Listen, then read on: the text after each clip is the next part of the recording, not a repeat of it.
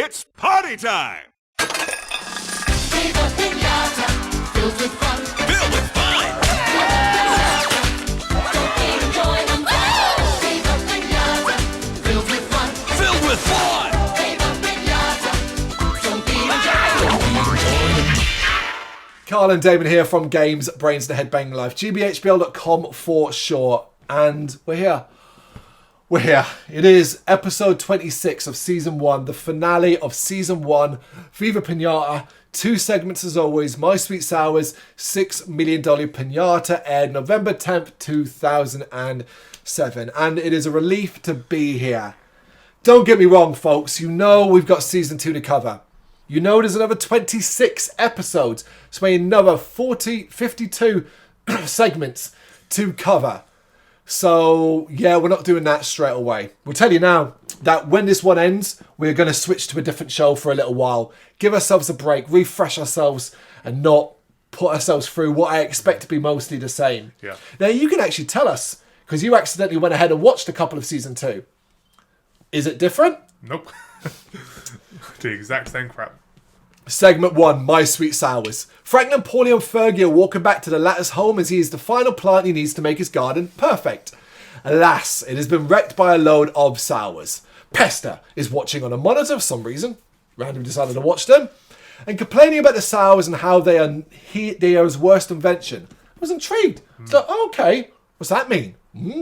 Because we now flash back to Pester as a young adult, teenager, arriving at an evil-looking lair. I was so confused about this location because he seems to be renting a room, and I was like, "What is this? Is it an Airbnb, a hotel?" Yeah. I think it's just like an evil lair that you can just rent rooms out and like, conduct experiments. The bird voice is like Frankenstein.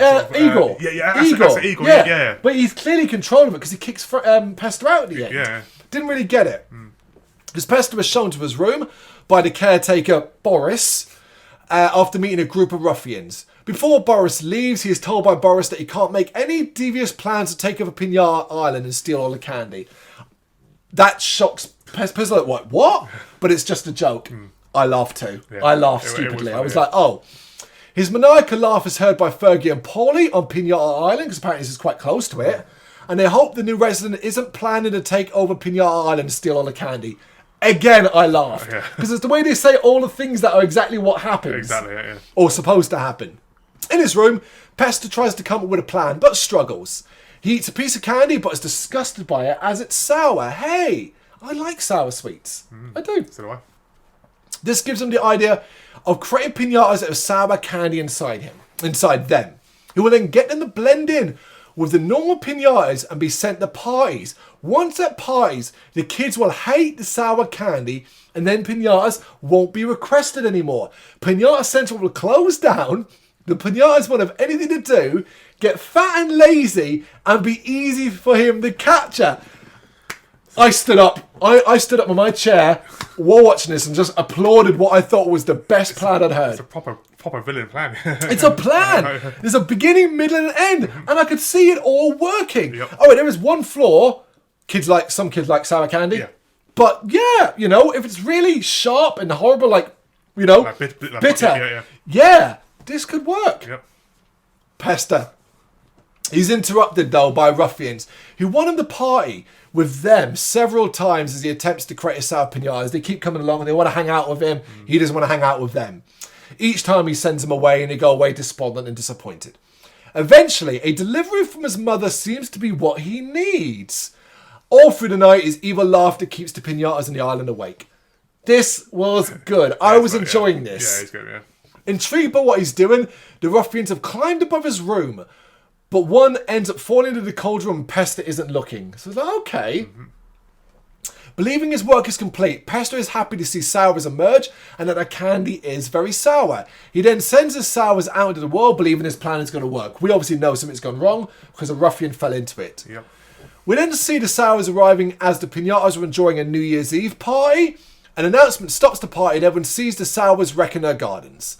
They give chase as the sours head back to the lair where Pester is coming up with his evil catchphrase. I like the fact he was struggling to come up with the catchphrase as well and having some trouble.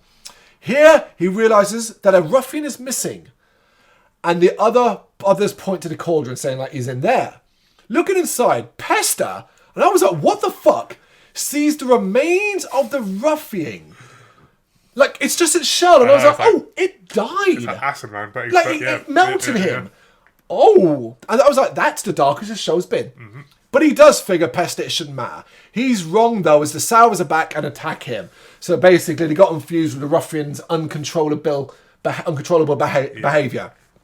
However, he's rescued by the ruffians and he realised they worship him and he can use them as minions. And I was like, well, that's how it worked out. Yep. Wow, go there. I mean, why they worship him is never explained, but fuck it, you know? Boris then kicks them all out. As he passes the pinatas, and he finally comes up with his catchphrase, here. The segment ends with Pester having his leg bitten by a sow, and that's it. And yeah, I was like, you know what, that wasn't too bad. Yeah. It wasn't too bad. Yep. We kind of, you know, the story of how the sours are made, and the little jokes here and there, the ruffian being killed. Cool. Yeah. Yeah. Decent episode, yeah. Segment. Yeah, I agree. Yeah. Same shame about the next one. Yep. Segment 2, $6 million pinata. I know there's a play on the $6 million man, if you do not know. Fergie is running away from Langston as per usual, but reaches a cliff. Somehow, he finds a paraglider. What? But hits some sparrowmints and ends up crashing. We then cut to Fergie in a hospital as we get a parody of the $6 million man. Fergie wakes up to find out he's just a head. And I just don't get the survivability of these pinatas anymore. Nope. He's just a head and he's talking. I mean, effectively, that's what happens at a party. You get broken open, and then you get. But I remember very early on in a segment, it's showing us what happens. They get broken in maybe the first ever episode. Yeah. And then they're put back together in Pinata Central. Do you see what I mean? Yep. But that should be when they come back to life, if that makes sense, you know, I think. But I guess, you know, it might have been too hot. I mean, but I think him just being a head is quite horrifying. It is horrible. He tries to escape when it's announced that he's to be rebuilt with bionic parts. Why not just the bits that he broke off? Yep. You know? When he finally wakes up, Fergie thinks he's fine, his body looks the same. However, he quickly discovers his limbs can extend, he is stronger and he is faster. He is so fast that he can easily outrun Langston now. However, his bionic limbs start to malfunction and he's warned not to overdo it. So basically, don't push yourself too much. These things won't last. Yep. Obviously, we don't know where this is going. Hearing a call for help, Fergie goes off to help a pinata on a tree, and everyone seeing that starts to ask for his help. And the more Fergie does, the more the issues start to arise with his bionic parts. As the demands start to get too much, the control chip ends up falling off and getting broken. So the control chip he has on his nose falls off and breaks. This causes Fergie to grow very big and his limbs to go wild. Why? Yeah, like bloody Dr. Octopus man arms and Yeah, but it's more of a parody of Godzilla as well. Yeah. Who will stop the rampaging? Fergie Monster. Paulie tries to find out from Fergie what is happening, but Fergie's limbs have a mind of their own, and now we get a Jurassic Park parody, which was actually good. Yeah. Afterwards, the gang are devising a plan to stop Fergie, but any attempts to stop the monster fails, although music seems to be putting him to sleep. That is until he actually changes the song to something more upbeat. In the pinata bunker, Dr. Quackberry arrives and reveals he's invented a pill. Antibiotics. And they need to get Fergie to swallow it. And I was just like, there it is again. Yeah. Every so often they do this stupid thing that I just like. And it's antibiotics. Which is just an antibiotic. I tell you what I like though. You actually got to see a map of the island. I think it's the first time we've actually seen the island from a whole. So yeah, we definitely...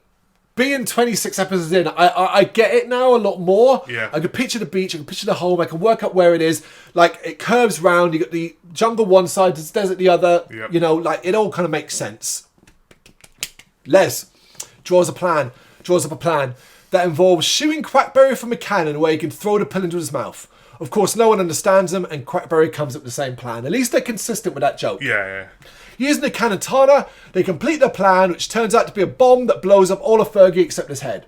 And I laughed at that as well. I was like, oh, I actually expected it to be a pill that would solve it. It's like, no, just blow him up. Yeah. Fergie wakes up, freaks out, and especially when he sees his body is now made up of leftover parts, basically. He's still a machine, but he's, it's like kitchen utensils and stuff like that. And that's how it ends. And that's how season 1 ends, in nonsense, with nothing. There's no real point. But that's the thing is, I didn't expect it. Did you? No. There's nothing in this to suggest that we're going to get some sort of like ending. And I wouldn't Big, expect yeah. that at the end of season 2. These animated shows don't really do that. No. They're often cancelled out of nowhere or just not renewed out of nowhere. So you don't tell a story, so to speak. Yeah. So it's no big deal. But while $6 Million Pinata is a waste of time, it's just crap. My Sweet Sours is pretty good. Yeah, I reckon yeah. you check that one out. I like that because as well, that pays off our investment. We know about sours, we know about pesto, so they get a little bit of a history about it. Yep. I'd love to see them do more of this in season 2.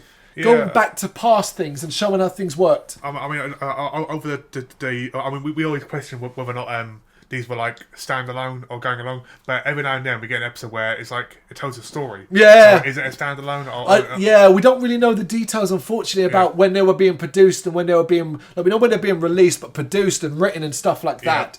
And also doesn't mean anything because we also know a lot of them have been pulled apart and then matched up with others for airing more than anything else. Like, example, episode 25, Hudson on Hudson and Wild Hostachios.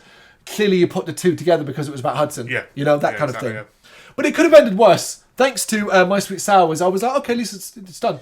Yeah, I mean, over the 26 episodes, I think there was more negative than there was positive, but at least we had some positive, I suppose. Yeah, we have had some positives. There have been stuff to enjoy, but it's just slog. That's what it is. Season 1, it is just a slog. It's 26 episodes, but 52 segments. That is a lot. Yeah. A lot of segments that are 11 minutes long each where nothing really happens. Nothing substantial happens. Nothing really grips you because as soon as the story gets going, it ends. Yeah, exactly, Of course you're not going to have a great time with it.